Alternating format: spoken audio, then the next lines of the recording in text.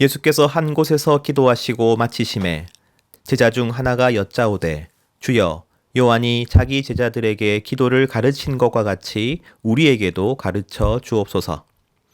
예수께서 이르시되 너희는 기도할 때에 이렇게 하라. 아버지여 이름이 거룩히 여김을 받으시오며 나라가 임하시오며 우리에게 날마다 일용할 양식을 주시옵고 우리가 우리에게 죄 지은 모든 사람을 용서하오니 우리 죄도 사하여 주시옵고 우리를 시험에 들게 하지 마시옵소서 하라. 또 이르시되 너희 중에 누가 벗이 있는데 밤중에 그에게 가서 말하기를 벗이여 떡 세 덩이를 내게 구워달라. 내 벗이 여행 중에 내게 왔으나 내가 먹일 것이 없노라 하면 그가 안에서 대답하여 이르되 나를 괴롭게 하지 말라. 문이 이미 닫혔고 아이들이 나와 함께 침실에 누웠으니 일어나 내게 줄 수가 없노라 하겠느냐. 내가 너희에게 말하노니 비록 벗됨으로 인하여서는 일어나서 주지 아니할지라도 그 간청함을 인하여 일어나 그 요구대로 주리라. 내가 또 너희에게 이르노니 구하라 그리하면 너희에게 주실 것이요 찾으라 그러면 찾아낼 것이요 문을 두드리라 그러면 너희에게 열릴 것이니 구하는 이마다 받을 것이요 찾는 이는 찾아낼 것이요 두드리는 이에게는 열릴 것이니라. 너희 중에 아버지 된 자로서 누가 아들이 생선을 달라 하는데 생선 대신에 뱀을 주며 알을 달라 하는데 전갈을 주겠느냐. 너희가 악할지라도 좋은 것을 자식에게 줄 줄 알거든 하물며 너희 하늘 아버지께서 구하는 자에게 성령을 주시지 않겠느냐 하시니라. 우리는 제자들을 예수님처럼 만드는 길, 제자도를 함께 나누고 있습니다. 이 길을 우리 또한 걷고 있다는 것을 알고 우리도 매일 예수님처럼 변화하기를 간절히 소망합니다. 지난주 우리는 말씀에 대해서 함께 나누었습니다. 오늘은 기도에 대해서 함께 나누도록 하겠습니다. 결국은 기도를 하자라는 결론입니다. 하지만 우리는 이 결론에 도달하기까지 함께 좀 더 깊이 생각하기를 원합니다. 오늘 본문에서 한 곳에서 기도를 마치신 예수님께 제자들이 나와 갑자기 자신들에게 기도를 가르쳐 달라고 요청합니다. 사실 누가복음은 예수님께서 특별한 일이 있을 때마다 기도하셨음을 기록하고 있습니다. 아니, 예수님은 언제나 기도하시는 분이셨습니다. 하지만 우리는 이미 이 사건 자체가 예수님께서 제자들에게 제자됨을 가르쳐 주시려는 목적임을 알고 있지요. 제자들 자신도 모르게 제자들의 교실에서 쓰임받고 있는 것입니다. 우선 제자들이 예수님께 기도를 가르쳐 달라고 요청한 것은 그들이 기도를 모르기 때문이 아니었습니다. 오히려 그들은 기도에 대해서 너무나 잘 알고 있었습니다. 제자들뿐만 아니라 경건한 유대인 전부가 그러하였습니다. 예수님 당시에 유대인들에게는 특별한 기도문들이 있었습니다. 카디시라고 해서 유대 회당에서 설교 끝에 함께 낭송하는 기도문이 있었습니다. 18번 축복 기도문, 세모네 에스레 기도문은 하루에 3번 아침과 오후와 저녁이 시작되는 시간에 반드시 드려져야 하는 기도문이었습니다. 그리고 시편에 따른 시편 기도문까지 있었죠. 이처럼 유대인들에게는 많은 기도문이 있었습니다. 제자들도 이러한 기도문을 사용해서 기도했을 것입니다. 그런데 왜 제자들은 예수님께 따로 기도를 가르쳐 달라고 요청하였을까요? 사실 제자들이 기도를 가르쳐 달라고 요청한 데는 다른 이유가 있었습니다. 예수님 당시 유대인들은 메시아가 곧 오실 것이고 그래서 하나님 나라가 실현되리라는 기대에 차 있었습니다. 그래서 몇몇은 스스로를 메시아라고 주장했고 다른 몇몇은 메시아가 오실 길을 예비해야 한다며 부흥운동을 일으켰죠. 우리가 잘 아는 세례 요한의 사역도 이러한 부흥운동 중에 하나였습니다. 그런데 이러한 부흥운동을 주도했던 사람들은 예외 없이 자신들의 신학적인 이해와 소망을 담아 자신들만의 기도문을 만들었습니다.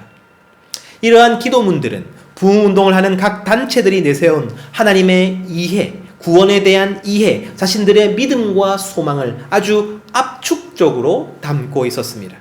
마치 우리가 예배 시간에 고백하는 사도신경처럼 말이죠. 사도신경은 우리가 무엇을 믿고 무엇을 소망하는지 교회가 가지는 공통적인 신앙의 내용을 압축적으로 정리한 것입니다. 우리 신앙의 핵심이라고 할 수 있죠. 바로 그러한 핵심이 당시의 기도문에 담겨 있었던 것입니다. 그런데 지금까지 예수 운동에는 자기들만의 기도문이 없었던 것입니다. 그 이유는 무엇일까요? 성경에 명확하게 나와 있지는 않지만 유추해 볼 수 있습니다. 제자들이 기도에 대해 가르쳐 주기를 요청하였을 때 요한이 자기 기도를 가르쳐 준 것처럼 이라고 말하지요. 아마도 예수님의 제자들은 세례 요한의 기도문을 썼던 것 같습니다. 예수님의 제자 가운데는 원래 세례 요한의 제자였던 이들이 많았습니다. 처음에 예수님의 사역과 세례 요한의 사역이 비슷하기도 했죠. 예수님도 요한의 세례를 받으셨고 메시지도 회개하라 동일한 외침으로 시작했습니다. 그래서 아마도 예수님의 제자들은 세례 요한의 기도문을 사용했을 것입니다. 하지만 예수님의 사역과 세례 요한의 사역은 점점 차이가 벌어집니다. 심판과 불로 임하실 하나님을 강조한 요한과는 다르게 예수님은 하나님의 은혜와 용서에 강조점을 두셨죠. 금욕적인 삶보다는 용서와 은혜의 축제의 삶을 사셨습니다. 그러니까 제자들이 보기에는 예수 운동은 요한 운동과 다른 것입니다. 처음에 예수 운동과 요한 운동은 비슷해 보였습니다. 구원을 얘기하고 하나님 나라 이야기를 하고 회개를 촉구하는 것이 비슷했기 때문이죠. 하지만 제자도를 본격적으로 걸어보니 그것이 아니었습니다. 예수님은 제자들이 지금까지 가지고 있었던 고정관념을 깨뜨리십니다. 거룩이란 금욕과 경건이 아니라 하나님과 이웃을 사랑하는 것이다. 예수님을 사랑하는 것은 예수님을 위해 많은 일을 하는 것이 아니라 예수님의 말씀에 귀 기울이는 것이다. 지금까지 알고 있었던 그 어떤 부흥 운동과도 다른 바로 이 가르침 앞에서 제자들은 요한 운동과는 차별화된 기도문이 필요하다고 생각한 것입니다. 아니, 예수 운동의 핵심이 무엇인지를 질문할 수밖에 없었던 것이죠. 즉, 지금 제자들은 예수님께 자신이 개인적으로 어떻게 기도해야 할지를 가르쳐 달라고 요청하는 것이 아닙니다. 자신이 속해 있는 예수 운동의 공동체적인 신앙과 목적과 이상에 대해서 가르쳐 달라고 요청하는 것이죠. 무엇이 예수 운동의 핵심이며 정체성입니까? 무엇이 예수 운동만이 가진 차이점입니까? 이는 본격적으로 예수 운동을 배우기 시작한 제자들의 당연하고 중요한 질문이었습니다. 사랑하는 성도 여러분, 제자의 삶을 다른 말로 표현하면 예수 운동입니다. 지금 우리 또한 예수님과 함께 했던 제자들처럼 예수 운동을 하고 있는 사람들입니다. 그러므로 예수 운동의 핵심이 무엇인지는 지금 우리에게도 너무나도 중요한 주제인 것이죠. 우리가 신앙생활을 하면서 겪어내는 많은 문제들은 결국 예수 운동의 핵심이 무엇인지를 파악하지 못하거나 잊어버림으로 비롯되는 경우가 많습니다. 우리가 왜 분주하고 지칩니까? 예수의 운동의 핵심을 모르고 핵심이 아닌 것들에 집중하기 때문이죠. 우리가 왜 낙심하고 좌절합니까? 예수 운동의 핵심을 모르고 핵심이 아닌 것들에 일희일비하기 때문입니다. 우리의 신앙이 발전하지도 않고 성숙하지도 않는 것 같고 제자리를 맴도는 것만 같은 이유는 무엇입니까? 예수 운동의 핵심에 최선을 다해야 하는데 그러지 못하기 때문입니다. 그런데 바로 오늘 예수님은 예수 운동의 핵심을 가르쳐 주시는 것입니다. 누가복음 11장 2절에서 4절 말씀입니다. 예수께서 이르시되 너희는 기도할 때에 이렇게 하라.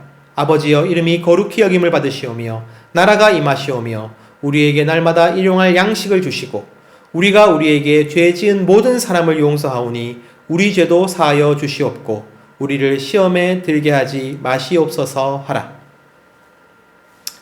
기도문에는 그 부흥운동의 핵심이 담겨 있다고 하였습니다. 이 말씀은 우리가 너무나도 잘 아는 주기도문이지요. 하지만 마태복음의 주기도문과 비교하면 그 내용이 많이 생략되어 있고 축약되어 있습니다. 그 이유는 누가복음이 이 본문에서 예수 운동의 핵심만을 전달하고 있기 때문입니다. 예수 운동의 핵심은 한마디로 하나님을 아버지라고 부르는 것입니다. 예수님은 가장 먼저 아버지여라고 말씀하십니다. 바로 이것이 핵심입니다. 누가복음의 기도는 하나님을 나의 아버지, 나의 좋으신 아버지로 여기고 기도하는 것입니다. 나의 아버지를 위해서 기도하는 것입니다. 나의 아버지를 닮아가기 위해서 기도하는 것입니다. 그러므로 예수님을 닮아간다는 의미는 우리도 하나님을 아버지라고 부르게 된다는 의미입니다. 아버지이신 하나님과의 인격적인 관계, 바로 그것이 예수 운동의 핵심입니다. 예수님은 기도문뿐만 아니라 이어지는 비유를 통해서도 하나님 아버지와의 인격적인 관계를 강조하십니다. 오늘 본문은 떡을 빌리러 온 친구, 아버지와 자녀, 찾으면 찾을 것이고 두드리면 열릴 것이라는 말씀을 이어서 하십니다. 이 모든 말씀이 의미하는 것은 우리가 구하기만 하면 응답받을 것이라는 보장이 아닙니다. 이 말씀은 우리에게 좋으신 아버지가 있다는 것을 말합니다. 우리에게 세심하게 귀를 기울이시고 우리에게 반드시 응답하시되 가장 좋은 것으로 응답하시는 아버지가 계시다는 것을 의미합니다. 좋으신 우리 아버지 하나님과의 인격적인 관계, 사랑하는 성도 여러분, 바로 이것이 예수님께서 가르쳐 주시는 제자도의 핵심입니다. 하나님께서 우리를 왜 창조하셨습니까? 다른 이유가 아닙니다. 바로 하나님 아버지께서 우리와 인격적인 관계를 맺기 위해서입니다. 나와 함께 하나님과 교제를 누리고 사랑의 관계를 맺기 위해서입니다. 바로 그것이 하나님의 기쁨이요 하나님의 영광인 것입니다. 그렇다면 죄가 깨트린 것은 무엇입니까? 하나님 아버지와의 인격적인 관계이지요. 하나님을 거절하고 하나님을 두려워하며 하나님을 알 수도 없게 만들어버린 것입니다. 그리고 하나님께서 왜 예수님을 이 땅에 보내셨습니까? 하나님 아버지께서 우리와 다시 인격적인 관계를 맺기 위함입니다. 그래서 예수님을 믿고 구원받는다는 것은 죽은 뒤 천국 간다는 의미가 아닙니다. 태초부터 존재하는 삼위 하나님의 사랑 가운데 우리가 즉시 들어가게 된다는 의미인 것이죠. 하나님과의 인격적인 관계를 맺고 사랑의 교제를 누린다는 의미입니다. 그 무엇도 이제 하나님과 잡은 그 손을 떨어뜨릴 수 없게 되었다는 의미입니다. 그러므로 우리에게도 가장 중요한 신앙의 핵심은 나를 사랑하시는 하나님 아버지와의 인격적인 관계인 것입니다. 이 핵심을 제자도의 길에서 말씀하셨음을 주목하기 원합니다. 처음부터 말씀하신 것이 아니에요. 처음 갈릴리 사역에서 말씀하신 것은 구원이었습니다. 구원은 오직 믿음으로만 얻는 것입니다. 그리고 그 믿음이란 크거나 신실하거나 흔들리지 않는다는 것이 아니라 그저 예수님이라는 대상을 향하면 되는 것입니다. 그러면 구원받는 것입니다. 그러나 구원받는 모든 성도는 제자의 길을 걸어야 합니다. 그리고 예수님처럼 변해가야 합니다. 그리고 그 제자의 길에서 가장 중요한 것은 하나님과의 인격적인 관계입니다. 하나님과의 인격적인 관계가 없으면 제자가 되지 못하는 것입니다. 누군가를 향해서 구원받았는지 받지 못했는지는 함부로 이야기할 수 없습니다. 왜냐하면 구원은 진실로 은혜에 달려있는 것이며 마음속에 일어나는 믿음의 문제이기 때문입니다. 하지만 제자가 되는 것은 다릅니다. 하나님과의 인격적인 관계가 없다면 그는 제자라고 할 수 없습니다. 누군가가 기독교 교리들에 대해서 통달하였다고 합시다. 그리고 그 모든 교리들을 이해하고 납득하였다고 합시다. 하지만 그 사실만으로 그가 제자가 되었다고 말할 수 없습니다. 왜냐하면 많은 지식과 이해를 가졌다는 것과 하나님 아버지와의 인격적인 관계를 맺고 있다는 것은 별개의 문제이기 때문입니다. 누군가가 찬양 집회나 간증 집회, 성령 집회 등에 참여하여 큰 은혜를 받았다고 해봅시다. 그 전까지 자신을 점령하고 있던 슬픔과 우울이 완전히 사라져 버렸습니다. 그 이전과는 완전히 다른 시각과 느낌으로 세상을 바라보게 되었습니다. 하지만 그렇다고 해서 그가 제자가 되었다고 말할 수 없습니다. 감정적인 체험이나 느낌을 받았다는 것과 하나님 아버지와의 인격적인 관계를 맺고 있다는 것은 별개의 문제이기 때문입니다. 누군가가 방언을 하고 환상을 보고 예언을 한다고 합시다. 영적이고 신령한 은사를 받았다고 합시다. 하지만 그렇다고 해서 그가 예수님의 제자라고 확신할 수 없습니다. 초월적인 능력이 있다는 것과 하나님 아버지와의 인격적인 관계를 맺고 있다는 것은 별개의 문제이기 때문입니다. 제가 말한 모든 것이 진정 의미가 있기 위해서는 하나님 아버지와의 인격적인 관계가 있어야 하는 것입니다. 인격적인 관계란 경전 속의 기록이나 과거의 위인이나 세상을 움직이는 힘이나 법칙이 아니라 실제로 존재하는 인격으로서 하나님을 대하는 것입니다. 하나님을 부모처럼 순종하고 연인처럼 사랑하며 가족처럼 닮아가고 친구처럼 함께하는 것을 의미합니다. 그래서 인격적인 관계에서 가장 중요한 것은 상대 인격과의 소통인 것이죠. 인격적인 관계란 일방적인 것이 아닙니다. 인격적인 관계란 서로에 대해 이해하고 반응하는 것을 말합니다. 바로 그것이 소통이죠. 이러한 소통을 통해서 날이 가면 갈수록 상대가 어떤 분인지를 배우고 깨닫고 깊이 이해합니다. 그리고 그 인격적인 소통으로 인해서 나는 그분과 공감하게 되는 것이죠. 바로 그것이 인격적으로 하나님과 관계를 맺는다는 의미입니다. 소통해야 비로소 관계가 맺어지고 관계가 깊어지게 되는 것이죠.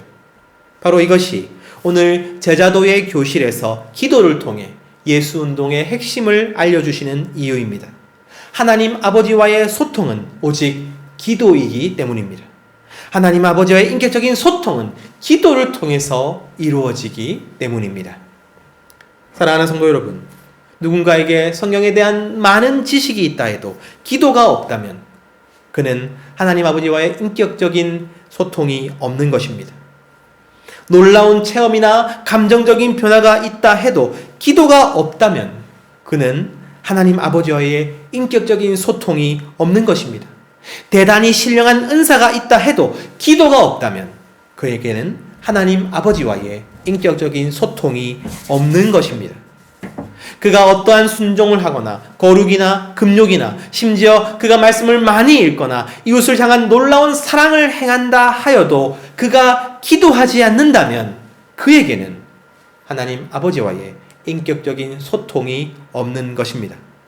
그렇다면 그는 하나님과의 인격적인 관계를 맺지 못하고 있는 것이죠.